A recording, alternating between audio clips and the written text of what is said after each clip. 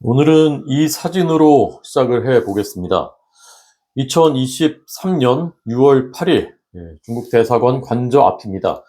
이재명 민주당 대표고요. 그 옆은 싱하이밍 당시 주한 중국 대사입니다. 얼마 전에 이임해서 우리나라 떠났죠. 이 두 사람의 만남, 싱하이밍 대사가 초청해서 만났는데 무려 15분 동안 싱하이밍 대사가 일방적인 훈계를 이재명 대표를 앞에 세워놓고 했습니다. 이 모든 장면이 민주당의 공식 유튜브로 생중계가 됐습니다.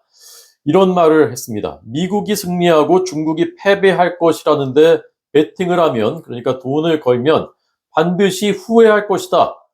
그러니까 한국 당신들 줄 잘 서라. 협박이죠. 오죽하면은 그 다음날 우리 외교부가 이 싱하이밍을 외교부 청사로 불러서 공식 항의를 했을 정도입니다. 그런데 문제는 이재명 대표가 이 자리에서 한마디도 이의를 제기하거나 어떤 다른 반응을 보이거나 하지 않고 그냥 고분고분 가만히 듣고만 있었다는 것입니다. 보통 정치인이라면 그런 얘기를 들으면 내가 가만히 있으면 이게 큰일 나겠구나. 국내 여론에서도 질타를 받겠구나 생각을 하고 뭔가 한마디라도 해야 되는데 단 한마디도 하지 않고 그냥 얌전하게 듣고만 있었습니다. 이재명 대표는 평소에 그런 사람이 아니지 않습니까? 민주당 당내에서는 황제나 마찬가지고요. 2024년 4월 29일, 작년 4월 29일에는 윤석열 대통령과 영수회담을 하면서 A4지 10장 갖고 가서 15분 동안, 그때도 똑같이 15분입니다. 일방적으로 대통령 앞에서 읽었죠. 훈계를 했습니다. 그런 사람이 중국 대사 앞에서는 그런 모습을 보였던 것입니다. 이것은 지나간 일을, 과거의 일을 다시 꺼내서 비난하겠다는 것이 목적이 아닙니다. 과거를 얘기하는 것이 아니라 대한민국의 미래를 얘기하는 것입니다. 오늘 트럼프 대통령이 취임을 했습니다. 트럼프에게 코드를 맞추는 것이 전 세계 지금 화두입니다. 코드를 맞추려다가 실패한 트리도 캐나다 총리, 캐나다 강대국이죠. 그리고 바로 옆 나라인데 캐나다 총리는 조롱을 받으면서 퇴임을 해야만 했습니다. 이것이 국제사회의 냉엄한 현실입니다. 다행히도 그런데 트럼프 입장에서 우리 대한민국은 매우 중요한 파트너입니다. 트럼프 대통령이 당선된 다음에 윤석열 대통령과 곧바로 통화를 했습니다. 무려 12분간 통화를 했고요. 조선업 콕 찍어서 협력하자라고 얘기할 정도였습니다. 이시바 일본 총리와는 그 뒤에 통화를 했고요.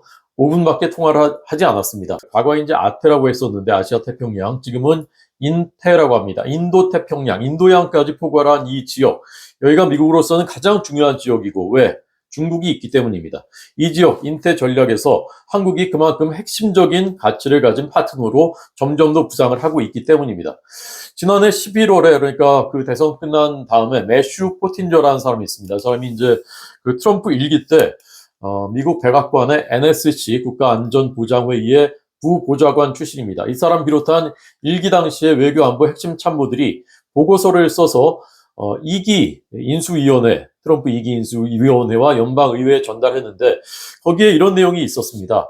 중국에 대해서는 경제 안보적으로 더 전방위적으로 압박을 강화해야 하고 이를 위해서는 한국과의 협력이 매우 중요하다. 그러니까 이것이 지금 미국 워싱턴 조야의 일치된 인식이다라고 할 수가 있겠습니다. 문제는 대한민국 진보 정권들의 친중 행보입니다. 저는 트럼프 행정부가 이것을 가장 우려하고 있을 것이라고 생각합니다. 우리가 이미 문재인 정부 때 바로 이제 트럼프 일기 때였습니다. 그때 많은 일들을 실제로 경험했습니다. 문재인 정부 때 미국 정부는 한미 동맹이란 말은 당연히 그대로 유지를 했습니다. 그러나 실제로 속내는 한국 정부에 대한 신뢰를 철회했습니다. 한국 정부를 믿지 않았습니다. 왜냐하면 한국 정부는 미국 정부, 우리 편이 아니라 북한 편이다라는 인식을 확고히 하고 있었기 때문입니다. 이것은 이제 제 주장이 아니고요. 당시에 그 미 백악관의 NSC 국가안보보좌관, 외교안보의 핵심 중에 핵심이죠. 허버트 맥마스터. 최근에 인터뷰에서 이런 말을 했습니다. 문재인은 존칭 생략하고 말씀드리겠습니다. 문재인은 김정은의 말만 믿고 우리에게 왜곡된 정보를 전달했다. 그러니까 트럼프는 문재인을 패싱하고 김정은과 오히려 더 직거래를 했었던 것입니다. 자, 우리가 다 기억하는 2019년에 트럼프와 김정은이 판문점에서 이벤트를 했었죠. 그때 문재인 대통령이 나도 좀 거기 참여하게 해달라라고 3번이나 트럼프 정부에 읍수하다시피 요청을 했는데 3차례 다 거절됐습니다. 심지어는 미국 정부가 문 대통령이 하도 조르니까 직접 폼페이오 국무장관이 북한 측에 그런 의사를 전달했는데 김정은이 거절하더라. 문재인 필요 없다고 하더라. 그래서 문 대통령 안 되겠다라는 말을 우리 정부에 했었다라는 것이, 이것도 이제 제 주장이 아니고요. 존 볼턴 미 국가안보보좌관의 회고록에 다 생생하게 기록되어 있는 내용입니다. 근데 결국 어떻게 됐습니까? 문 대통령이 딱 4분 동안 트럼프 김정은 만나는데 4분 동안 거기에 함께 했습니다. 거의 관광 가이드나 마찬가지 아닙니까? 자, 그런데 북한 얘기만이 아닙니다. 트럼프에게는 사실은 중국이 더 예민한 문제죠. 그런데 문재인 대통령은 중국에 대해서 어땠습니까? 중국 방문해서 중국은 큰 나라, 큰 산봉우리, 그런데 한국은 작은 나라에 불과하지만 중국의 대국의 중국몽에, 그러니까 차이니즈 드림에 우리도 함께 하겠다. 정말 이런 말을 했을까? 잘 믿겨지지 않는 낯뜨거울 정도의 사대주의, 그런 아부를 했었습니다. 그런데 중국은 문재인 대통령을 어떻게 대접했습니까? 3박 4일 방중하는 기간 동안에 딱 한 번 시진핑과 만찬, 그 다음에 딱 한 번은 충칭시 당서기와 오찬, 나머지 8끼를 혼밥을 했습니다. 참 외교 역사상 이게 우리나라만이 아니라 전례가 있는 일인가 싶습니다. 이게 나중에 국내에서 이제 알려져서 문제가 되니까 당시 문재인 정부의 고위 관계자들이 그렇게 말했죠. 혼밥한 게 아니라 13억 중국인들과의 조찬을 한 것이다. 이렇게 이제 정신 승리를 한 것입니다. 그때 왕이 외교부장, 중국 외교부장은 마치 아랫사람 대하듯이 문재인 대통령 팔을 툭툭 치고, 이게 2번이나, 그게 그 장면들이 2번이나 이제 그랬었던 것이 지금도 유튜브에 보면 다 남아있고요. 우리나라 기자는 취재를 하다가 중국 공안한테 폭행을 당해서 전치 10주 중상을 입었는데 우리 정부는 거기에 대해서 한마디 말도 하지는 못했습니다. 자, 그런데 그렇게까지 해서 우리가 중국을 대국이라고 그렇게 치켜 세웠는데 중국은 우리나라를 전략적으로 어떻게 취급을 했습니까? 시진핑 주석 한 번도 우리나라에 오지 않았습니다. 북한의 핵과 미사일 도발에 대해서 중국은 어떤 역할도 우리 편에 서서 한 적이 없었습니다. 사드 배치를 고의로 지연시키면서 미국과 척을 지면서까지 그렇게 하면서 이른바 3불1한 중국에 그렇게 우호적인 정책을 펼쳤지만 그 결과로 중국에서는 우리 기업들이 사업을 하지 못하고 대부분의 기업들이 철수하고 만 것이 현실이었습니다. 자, 그런데 거꾸로요. 정권이 바뀌고 윤석열 정부가 출범하면서 중국의 태도는 달라지기 시작했습니다. 시진핑이 방한하는 것이 본격적으로 거론되고 추진되기 시작한 것이 오히려 윤석열 정부 들어서입니다. 그리고 그동안 열리지 않았던 한중일 정상회의 4년 반 만에 윤석열 정부 들어서 열렸습니다. 그리고 지난해 11월은 어떻게 됐습니까? 우리가 요청도 하지 않았는데 한국인에 대한 비자 면제를 중국이 먼저 발표했습니다. 한국과 미국의 동맹이 강화되니까 중국 입장에서는 한국을 저대로 둬선 안 되겠다. 우리의 전략적 가치가 더 높아지니까 오히려 중국이 우리한테 구애를 하고 나섰었던 것입니다. 자, 그러면 문재인 시대 그랬는데 지금 과연 이재명 대표는 어떨까? 먼저 트럼프가 중시하는 한미일 협력에 대한 이재명 대표의 발언 이렇습니다. 한미일 정상회의는 역사의 바퀴를 해방 이전으로 돌리는 해착이다. 2023년 8월 16일. 한미일 해상훈련은 좌시할 수 없는 국방 참사이고 안보 자해다. 자, 이건 2022년 10월. 이런 발언을 지금 트럼프의 외교 안보 핵심 참모들 트럼프 어떻게 생각을 하고 있을까요? 중국에 대해서는 어떤 태도일까요? 2024년 작년 3월입니다. 왜 중국에 집적거립니까? 우리 정부한테 하는 말이죠. 그냥 쉐쉐 하면 되죠. 그 다음에 이제 대만에도 쉐쉐 하면 되고 그 말을 뒤에 덧붙였는데 이거 실제 영상을 보신 분들은 아시겠지만 대만에 대해서 한 말은 뒤에 그냥 의례상 이렇게 살짝 붙인 겁니다. 그러니까 중국에 그냥 쉐쉐 고맙습니다 그냥 잘 보이면 되지 왜 중국에 집적거리느냐 이런 말 한 겁니다. 그러면서 이제 양안 문제에 우리가 왜 개입합니까? 대만 해협이 어떻게 되든 중국과 대만의 국내 문제가 어떻게 되든 우리가 무슨 상관이 있습니까? 우리는 우리 잘 살면 되는 것 아니냐. 자, 이렇게 얘기를 했습니다. 근데 양안 문제. 중국과 타이완의 문제, 이 문제 남의 나라 문제가 아닙니다. 남의 우리 강 건너 불구경이 아닙니다. 시진핑 주석은요, 2022년 10월에 대만에 대한 무력 사용을 포기하지 않겠다. 대만을 침공해서 통일을 완성하겠다라는 것이 지금 중국 공산당의 기본적인 공식적인 목표입니다. 이것은 누구도 부정할 수 없는 현실인 것입니다. 그리고 만약에 그렇게 되면 대만 침공이 현실화가 되면 전 세계는 완전히 지형이 달라지게 되는 것이고요. 우리 정치, 경제, 안보 모든 것에 직접적인 영향을 미칩니다. 우리가 한쪽에만 쉐쉐하고 그냥 가만히 우리만 잘 산다고 되는 것이 아닙니다. 이재명 대표처럼 이렇게 생각한다면요. 1950년 6월에 어떻게 되겠습니까? 북한과 그리고 소련 공산당 그리고 나중에 중국 참전해서 대한민국을 침략했을 때 많은 16개 나라들이 자유민주주의를 지키기 위해서 우리나라를 지키기 위해서 그때 참전하지 않고 그냥 가만히 있으면 되지 거기에 왜 우리가 개입합니까? 뭐 민주주의가 무너지든 말든 무슨 상관이 있습니까? 이렇게 했다면 어떻게 됐겠습니까? 지금 우리는 김정은 치하에서 살고 있었겠죠.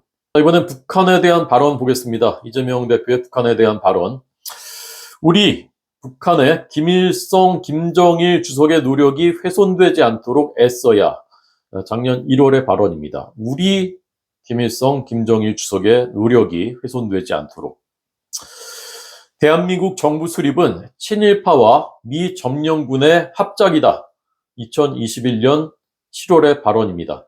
북한 정권 그리고 주사파 운동권의 역사관과 정확하게 일치하는 발언입니다. 북한에 대해서는 뭐 말뿐만이 아니라 이미 김영철 천안함 폭침 주범이죠. 우리한테는 주적입니다. 이 김영철을 비롯한 북한의 수뇌부에 100억 원의 돈을 경기도 지사 시절에 불법 송금했습니다. 이것이 이재명의 방북 목적이라는 것은 이미 재판부가 판결문 통해서 인정을 한 것이고 다만 남아있는 쟁점은 이화영 부지사가 이재명 당시 지사에게 그 사실을 보고했느냐 안 했느냐 그것만 남아있는 것이고 이재명 지사의 경기도에서 이 일이 있었다는 것은 이미 판결을 통해서 확인이 된 사실입니다. 게다가 최근에 윤석열 대통령에 대한 1차 탄핵 소추 안에서 윤 대통령이 북중러를 적대시하고 일본 중심의 기이한 외교 정책을 고집했다. 가치 외교라는 미명하에 북중러를 적대시했다라는 것이 대통령에 대한 탄핵 사유로 들어 있었습니다. 나중에 빼기는 했지만 이것을 보고 미국의 조야가 이건 뭐 민주당, 공화당 마찬가지입니다. 경악을 했었던 것이죠. 또 최근 특검 법안에는 대북 확성기, 대북 전단, 그리고 분쟁 지역에 대한 파병 이런 것들을 외환죄라면서 수사 대상으로 적시했습니다. 또 나중에 눈치 봐서 여론이 너무 안 좋으니까 빼긴 했지만 외환죄라는 것은 형법에 외국과 통모해서 대한민국에 맞서는 행위인데 대북 확성기 틀고 우리가 뭐 가만히 있는데 틀었습니까? 북한이 도발을 계속해오고 오물풍선 날려보내고 그러니까 대북 확성기 튼 것이죠. 그다음에 대북 전단. 북한 주민들한테 정부와 자유를 보내는 그런 행위이죠. 정부가 한 것도 아닙니다. 그다음에 분쟁 지역에 대한 파병, 실제 파병도 하지 않았는데 이런 것도 다 외환죄라고 수사하겠다, 특검으로 수사하겠다라는 것입니다. 네, 트럼프 대통령은 아직 이재명 대표에 대해서 공식적으로 언급하지 않았습니다. 아직 그럴 이유가 없는 것이죠. 그렇지만 이 트럼프 정부와 공화당의 인식을 보여주는 최근의 발언들은 아주 차고 넘칩니다. 대표적인 것이 최근에 나왔던 영김 미 연방 하원 의원의 더 힐즈는 이제 미국의 의회 전문 매체죠. 아주 그 권위 있는 매체인데 거기에 기고한 내용입니다.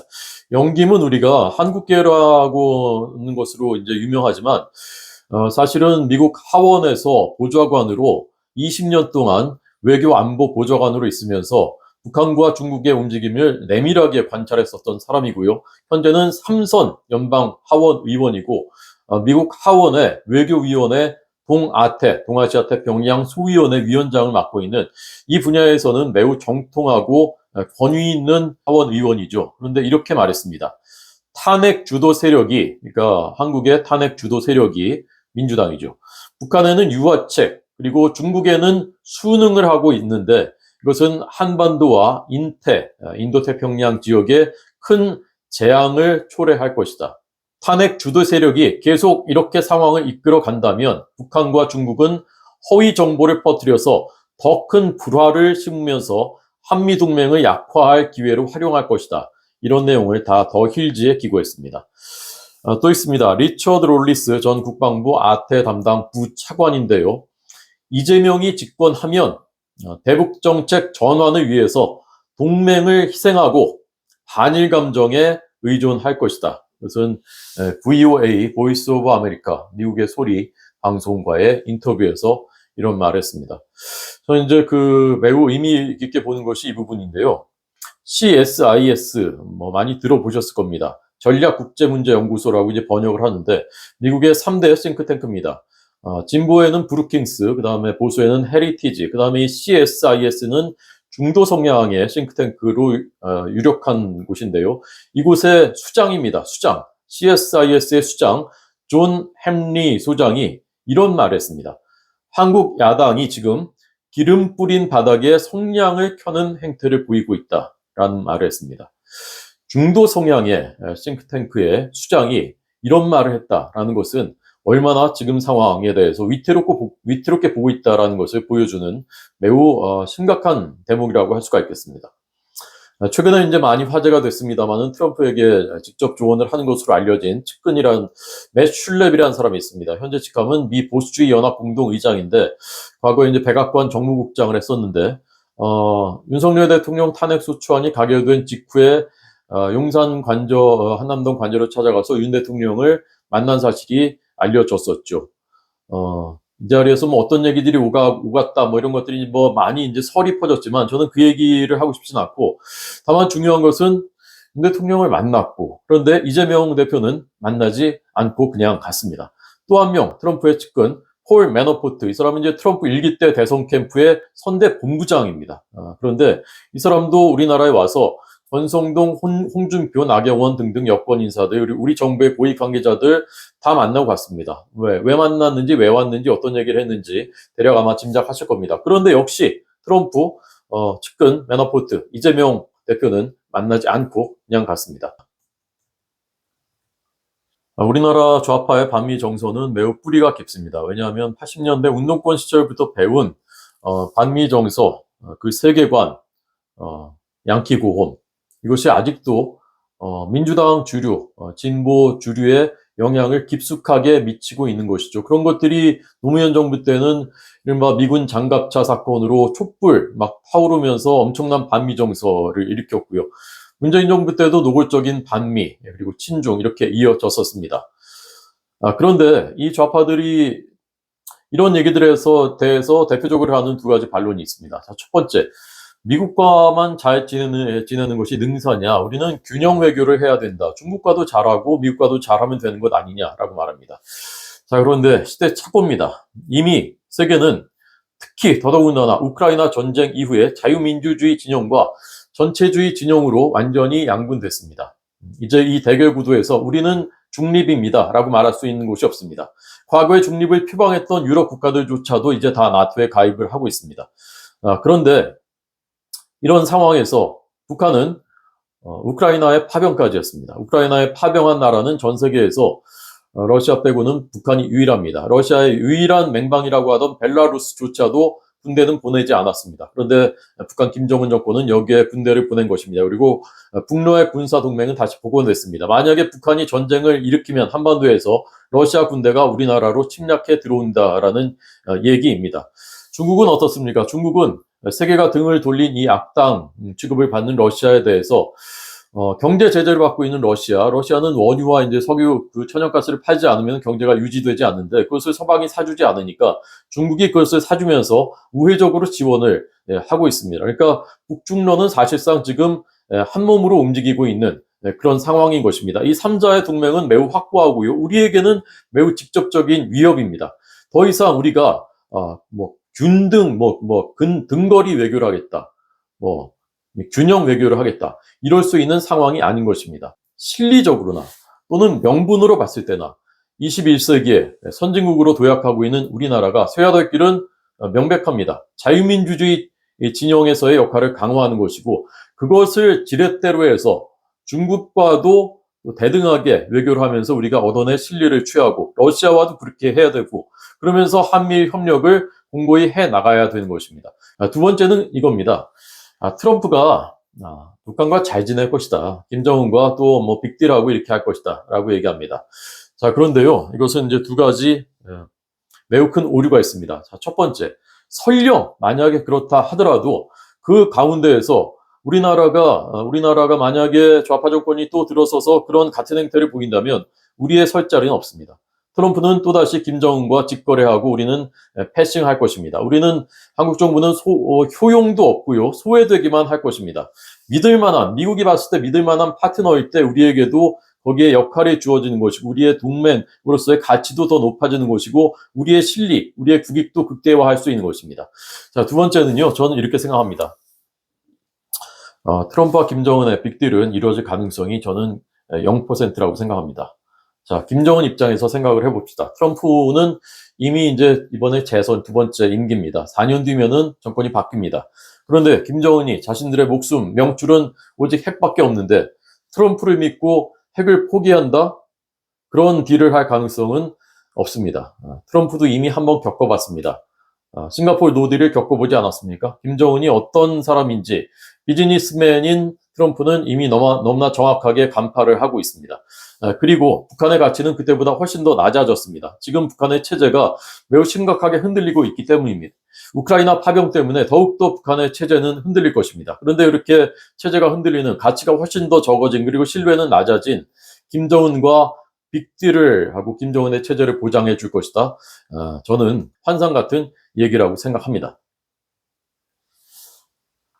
결론입니다. 우리나라는 이미 선진국 대열에 진입을 했습니다. 우리나라는 G7 정상회의가 열리면 이제 늘 옵저버로 초대를 받는 그런 나라입니다. 그리고 우리나라를 포함해서 G10으로 확대해야 된다라는 논의도 이미 시작이 됐습니다. 정말 G7, G5까지 올라갈 수 있는 이런 매우 중요한 시기에 국제 정세를 오독하고 철진한 이념, 시대착오적인 세계관 이런 것으로 우리나라를 이끌어갈 그런 정권이 들어선다면 그것은 최악이라고 생각합니다. 그런데 이재명 대표 그리고 이재명 정권 만약에 들어선다면 그럴 가능성 매우 높다고 생각합니다. 시대착오적인 운동권 DNA를 갖고 있고 그 운동권 DNA에서 벗어나지 못한다는 사실이 이미 너무나 오랜 기간 동안에 판명이 되고 입증이 됐기 때문입니다. 우리나라 젊은이들 세계 최고의 경쟁력을 갖고 있습니다. 수직적으로 보면 반군 이래 모든 세대를 통틀어서 가장 뛰어난 경쟁력을 갖고 있습니다. 수평적으로 보면 전 세계를 통틀어서 모든 나라 젊은이들보다 가장 뛰어난 경쟁력을 갖고 있다고 생각합니다. 이미 많은 분야에서 세계를 제패하고 있고 우리나라 대한민국을 알리고 있습니다. 그런데 이런 우수한 우리나라의 젊은이들이 세계로 지금 뻗어나가려는 이 시기에 이들의 앞길을 가로막는 구시대적인 시대착오적인 그런 사고를 갖고 있는 세력에게 대한민국의 미래를 맡길 수는 없는 것 아니겠습니까?